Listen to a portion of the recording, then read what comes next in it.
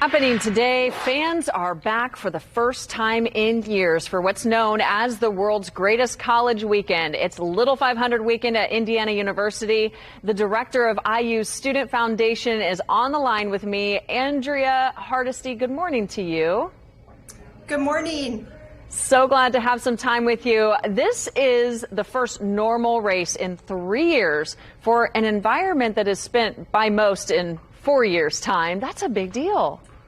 Yeah, we are so excited to have fans back at Bill Armstrong Stadium this year for the men's and women's Little 500. The students are so excited, both the riders and the volunteers who host the race, and I know family and friends and the campus community is thrilled to be back at the races this weekend as well. So the women kick off the weekend with the race this afternoon. What can people expect? Yep, so the women's race will start at 4 p.m. this afternoon, Friday, April 22nd. Our pre-race ceremonies will start around 3, so if fans are able to get here before the green flag drops, we highly recommend that they do so.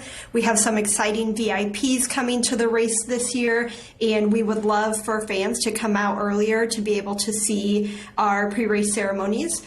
Tomorrow, the men's race, the green flag will drop at 2 p.m. on Saturday, April 23rd. And again, our pre-race ceremonies will start a little bit before that. So if you're able to get here about an hour before each race, we highly recommend that fans do that.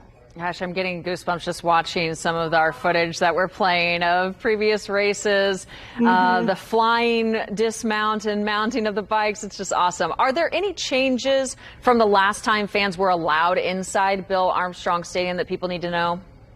We don't have changes, no. We're mirroring what we did in 2019, so things are very, very similar.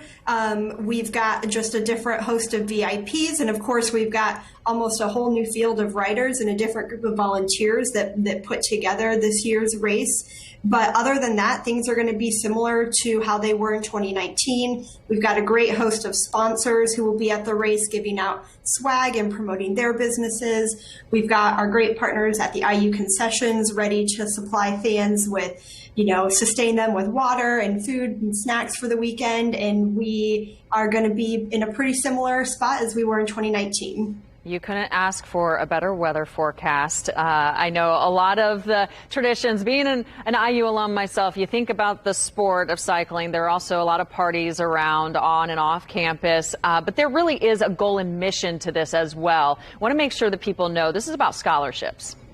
Yeah, funds from the Little 500 support student scholarships here on the IU Bloomington campus. This year, the IU Student Foundation is also raising awareness about food insecurity resources on the IU Bloomington campus.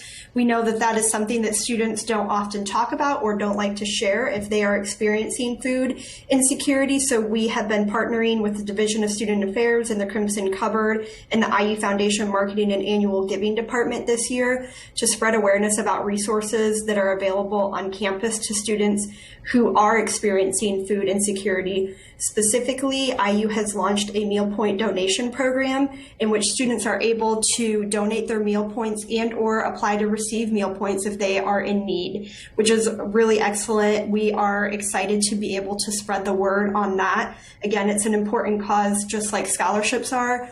And we really want fans and friends of the Little 500 and the Student Foundation to know that this race is more than just a bicycle race. It has a philanthropic cause as well. That's great. Valuable information to have. Andrea Hardesty, I appreciate your time and have a great weekend. Thank you. Absolutely. It is now 9:27. Political pushback, who some lawmakers are blaming for issues brought up by the CEO of one of the state's largest employers, and how Governor Holcomb is responding to criticism from the leader of Eli Lilly and Company. Focus on